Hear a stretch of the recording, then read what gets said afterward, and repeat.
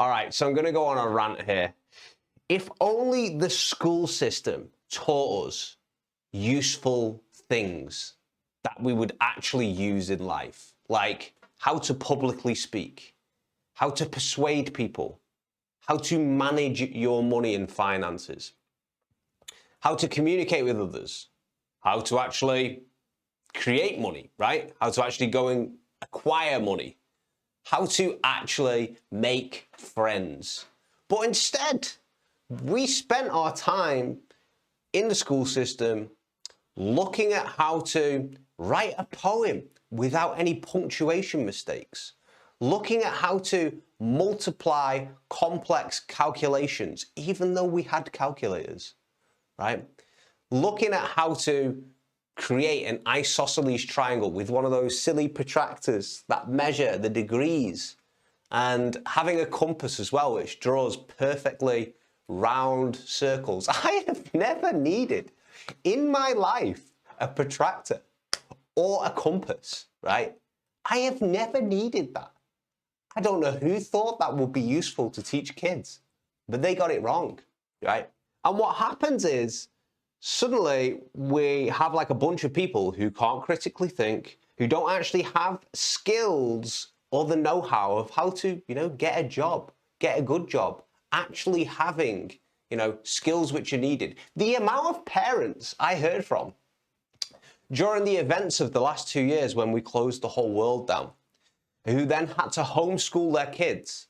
And the homeschooling of the kids, when they were reading like through the stuff and trying to teach the kids it, they were like, I don't even understand this. This is too complex. I've forgotten everything that's ever been taught in school. I must be thick. And it's not the parents are dumb, right? What it actually is that there is no utility to what's being taught. Useless, absolutely useless stuff, right? But we teach it to kids, right? In the hopes that one day they can use that poem. They will know exactly how to create another poem with proper punctuation. It's so crazy when you actually look at like the modern school system and what's being taught to children. And when I say children, I mean, it could be young kids, it could be, students as well. It's a funny example, right? I took this business course from this guy. His name's Ramit Sethi. It was one of the first ever business courses I took. And the dude's a world-class copywriter. And what copywriting is writing persuasive language encouraging you to take a particular action. So in his case, he used to write persuasive emails that would encourage you to buy his product, right? And he did a lot of money. Right? He, in a 5-day product launch, he made $7 million just in 5 days, right? Obviously, a lot of work and things go into that, but in 5 days, he made $7 million. But one thing he said that was so funny was every time he sends an email out to his massive email list, and his email list is like probably 1 million or so people who want to receive his newsletters. He says every single time he sends an email out to them, he gets a whole bunch of emails back from people who are well educated in the English language, maybe got a degree in it, and they're like, I can't believe you have sent out an email with this many grammatical errors in it, with this much punctuation missing. And he's like, yeah, but what's the benefit of including the punctuation? Sure, if I spent an extra 20% of my time really correcting everything, maybe I'll correct the punctuation. But it's not going to make me make any more money. And so what happens is the school system actually twists the benefits of things. People don't know why they're sending him those emails saying you need to correct your punctuation. In their head, they're like, A plus B equals C. They're thinking in this very linear approach, well, if you correct the punctuation of your email, you will make more money.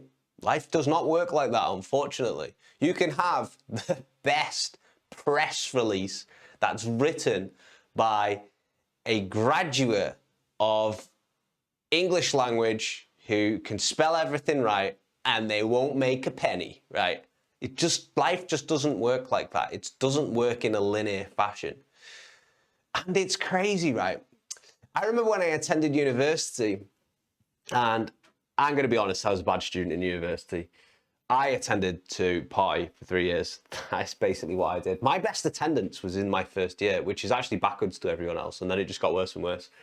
And the reason why it got worse and worse is because like I paid like 30 grand or something for uni, and it's all on student loans. And then basically what happened was, like, I remember sitting in uni classes and the teacher is at the front and they're just telling us, they're just reading from like a PowerPoint on the board or reading from like slides about things. Like, it wasn't compelling.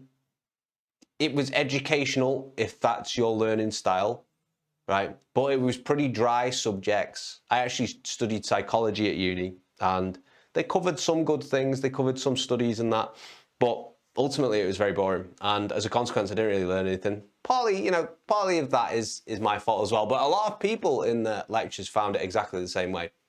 So you're paying 30 grand to actually learn things which don't really matter, right? Things which aren't applicable, you know? And I actually think psychology was one of the most interesting subjects. But school, which none of us have a choice but to attend, to learn the way things are in the world, to learn skills which we don't need, to spend time and energy doing things which don't actually work. Even when they had like the careers section in school, you know, like, or if you have like an extracurricular hour which is based on careers, and it teaches you, you know, how to apply for a job and things after school. When you actually get out into the real world, you could have the best resume and be the hardest worker out of your friggin', you know, group of people, the selection of people. And you could be applying for a job which is directly suited for you and you could tick every box on it. But then what you realize is the hiring manager is friends with one of the candidates. They like them a bit more. And this person's not really suited for the job that well. They aren't the best candidate. They don't have the best resume. They didn't do the best interview. And they probably wouldn't do the best at the job. But they get hired anyway, right? Because we're teaching people the wrong things. It's not about your punctuation in the resume. It's not your punctuation in the CV. It's not your interview techniques. Sure, you don't need to be completely incompetent, right? Because you will just screw yourself over. But if you have a little bit of competence, but are mainly a well-liked person, that will get you so much more than what school is teaching you, saying, oh, you need to work really hard and you need to, you know, do all this and make sure you put your full stop at the end of the sentence and make sure that you fit as much into your resume as absolutely possible. It doesn't take into like consideration any sort of human psychology. It doesn't take into consideration like how people respond to each other, how people have biases towards each other. And even if they don't realize it themselves, they still prefer someone, right? Doesn't take into the consideration that, like, here's a little strategic technique for you. And people have a tendency to remember, if they have to remember a whole bunch of things, they have a tendency to remember the start or the end the best. And what happens is, at the start or the end are like the most featured in their brain. This is called the primary or recency effect. It's the same with if you are interviewing people. It's the same with if you are trying to remember a whole sequence of numbers.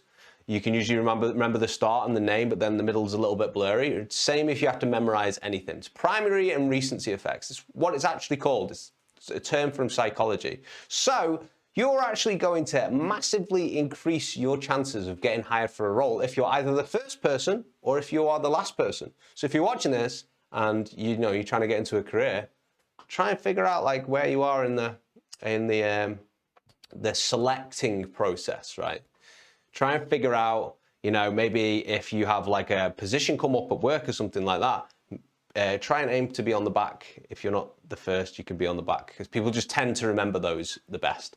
And then if you're well liked as well, it's like the cherry on top of the cake, right?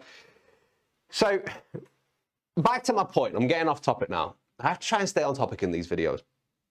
So we're in a world where we teach people things which don't actually matter, which don't have any real utility in life, which you have to spend a lot of time doing. And what happens is that produces a bunch of people with only a limited skill set.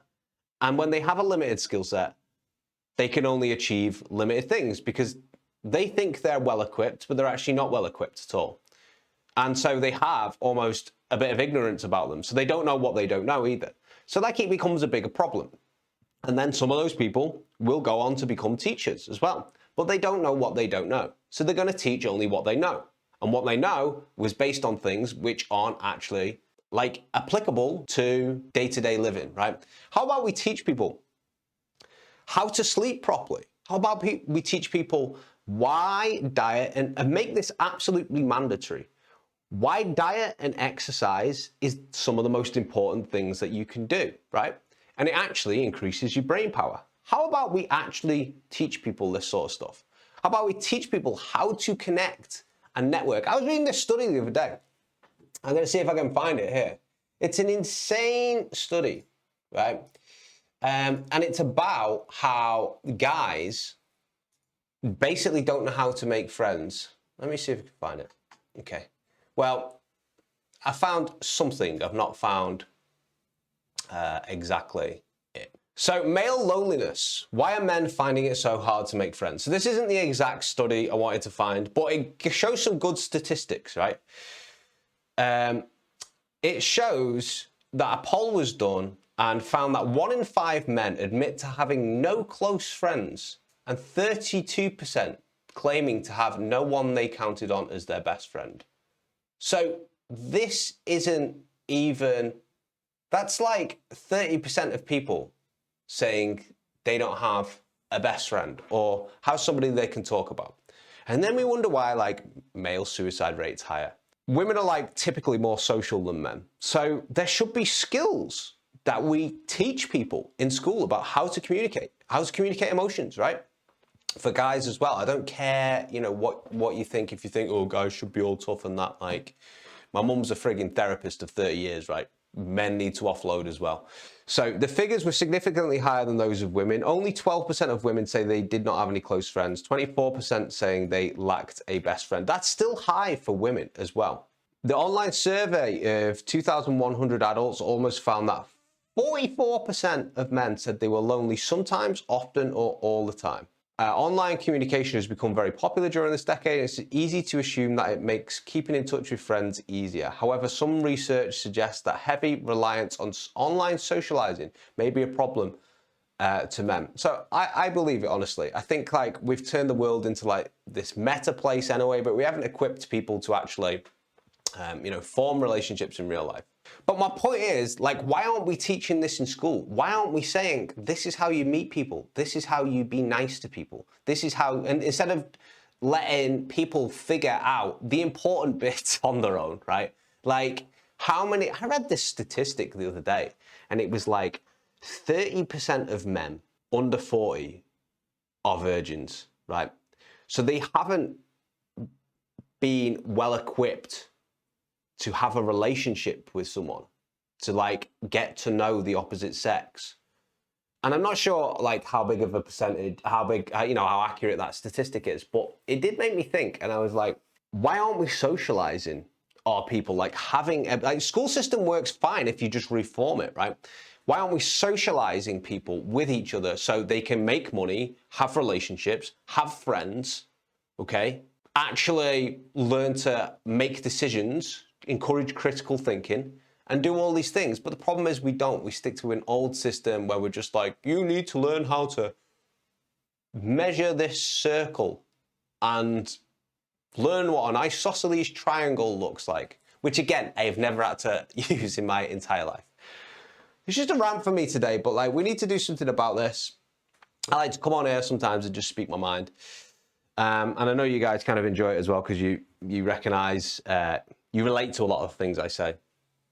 So if you have suggestions, write it down below, right? But don't you criticize other people's punctuation because you'll have taken nothing from this video if you do. All right. So take care. See you in the next one.